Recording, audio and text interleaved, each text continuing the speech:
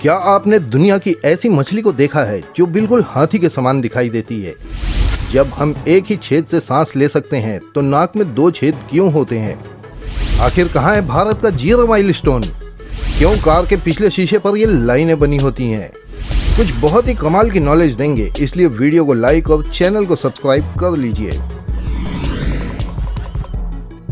क्या आपने कभी सोचा है कि जब हमारी नाक एक है और हम नाक के एक छेद को बंद करके केवल एक छेद से भी सांस ले सकते हैं, तो फिर नाक में 2 छेद क्यों होते हैं? असल में दोनों छेद एक साथ सांस नहीं लेते, बल्कि बारी बारी से अपना काम करते हैं। जब एक छेद तेजी से सांस ले रहा होता है, तब दूसरे छेद से बहुत धीमे धीमे हवा अंदर जाती है, जिस वजह से हमें सांस लेने में बहुत अधिक ताकत नहीं लगानी पड़ती। साथ ही जब एक छेद से सांस ली जा रही होती है, ठीक उसी समय दूसरा छेद गंध की पहचान करने का काम करता है। हमारी नाक ऐसी गंधों के प्रति उदासीन होती है जिसे हम डेली सूंघते हैं, लेकिन उन गंधों की पहचान कराती है जो हमारे लिए बिल्कुल नई होती हैं। दोस्तों, हाईवे से आते जाते हुए आपने भी ऐसे छोटे छोटे पत्थरों को देखा होगा जिस पर वहां से सबसे नजदीकी शहर की दूरी लिखी होती है। लेकिन क्या कभी आपने किसी माइलस्टोन पर 0 लिखा हुआ देखा है? और क्या आप जानते हैं पूरे भारत का 0 माइलस्टोन कहाँ है?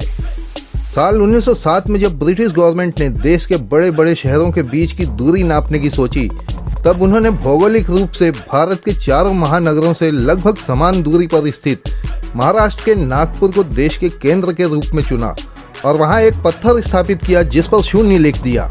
यहाँ अंग्रेजों द्वारा बनाया गया एक स्मारक भी है।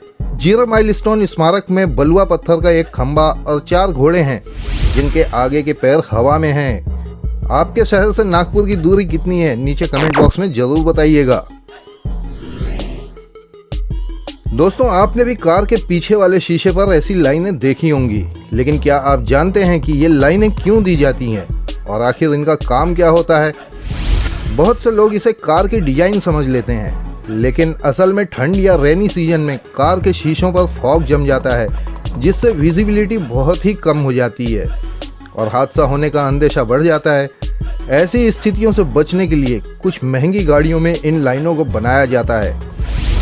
असल में ये लाइनें मेटल की बनी होती हैं, जिसे डिफॉगर ग्रिड लाइन कहा जाता है। जब भी शीशे पर फॉग जमा होता है, तब डिफॉगर को ऑन करते ही यह मेटल की लाइनें गर्म हो जाती हैं और पूरे शीशे से फॉग को हटा देती हैं और ड्राइवर को पीछे का सब कुछ साफ साफ दिखाई देने लगता है। अब तो मानेंगे कि कंपनियां आपकी सेफ्टी का कितना ख्याल रखने लगी हैं।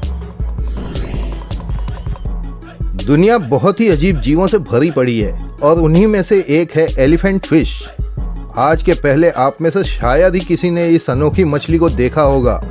इसकी नाक बिल्कुल हाथी की सूंड के समान होती है, जिसकी वजह से यह मछली हाथी के जैसी दिखाई देती है और यही वजह है जो इसे एलिफेंट फिश का नाम मिला।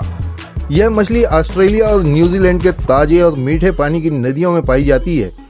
जब यह फिश छोटी होती है तो इसका फेस बिल्कुल एलिफेंट के समान होता है और जैसे जैसे यह बड़ी होती जाती है, इसका फेस भी बदलता जाता है। यह फिश इतनी यूनिक होने के साथ साथ बहुत ही रेयर भी है, जो दुनिया की कुछ बहुत ही चुनिंदा जगहों पर पाई जाती है।